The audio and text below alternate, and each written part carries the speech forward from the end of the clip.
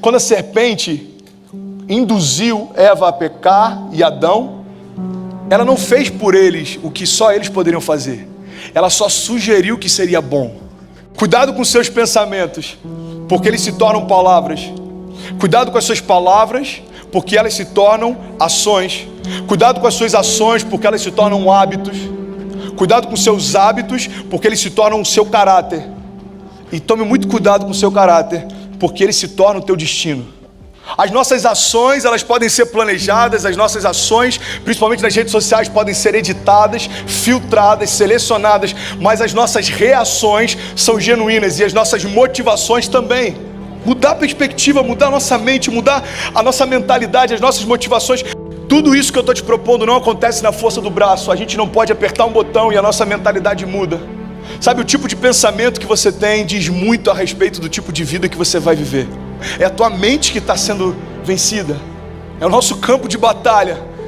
É lá onde muita coisa é definida. É lá onde muita coisa é liberada. É lá onde a criação que seus filhos vão ter vai ser definida. Existe um sistema, e esse sistema é composto por pensamentos, perspectivas. Esse sistema é a nossa mente. E a forma como ela está vai definir o que a gente faz e por que a gente faz o que a gente faz. É por isso que mais importante do que as nossas ações são as nossas motivações, porque as nossas ações podem ser calculadas, irmão. Você pode ser o opressor que o teu pai foi, ou você pode ser alguém que você desejava que o seu pai tivesse sido e ele nunca conseguiu ser. Você pode ser para tua esposa aquilo que você viu o teu pai fazendo e você rejeitava, ou você pode ser para ela alguém que você nunca viu o seu pai ser.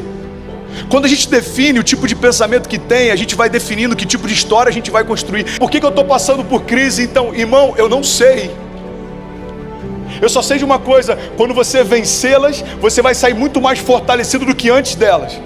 As crises não alteram o nosso caráter, mas elas revelam o nosso caráter. Então vamos parar de usar a crise como justificativa para a gente não caminhar segundo a altura da identidade que tem. O problema não é a crise, o problema somos nós. Não é a gente fingir que não tem nada acontecendo. A fé não é a gente fingir que aquilo não está acontecendo. A fé é a gente não dar para o problema um lugar de governo sobre a nossa história. Você não vai ignorar uma realidade. Agora o que você não vai fazer é dar para essa realidade um papel de governo na tua história. É reconhecer o que existia e declarar o que vai existir. Todo mundo achava Noé estúpido, até que choveu.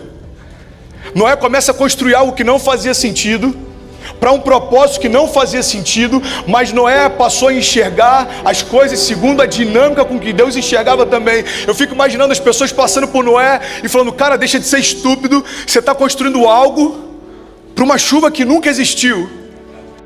Todo mundo que me conhece diz que meu casamento já era, mas a minha fé diz que eu vou viver os melhores dias da minha vida com a mulher que Deus me deu. As nossas batalhas, elas são quase sempre ganhas na mente. Agora, a Bíblia já fala disso há séculos atrás.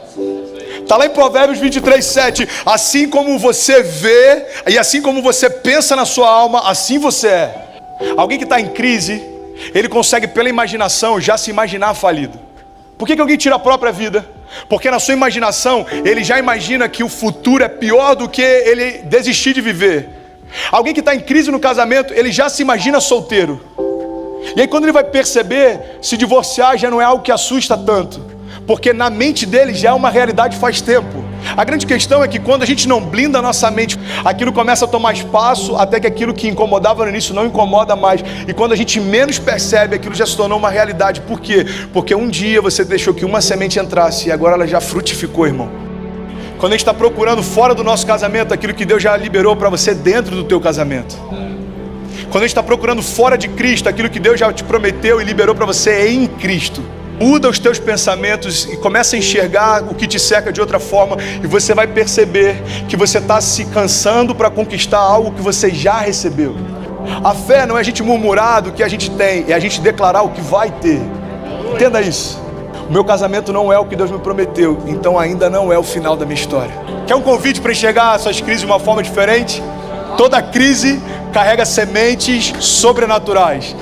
Você está vivendo a maior crise da tua história? Então celebra, porque no meio da maior crise da tua história, você vai viver o maior milagre da tua história também.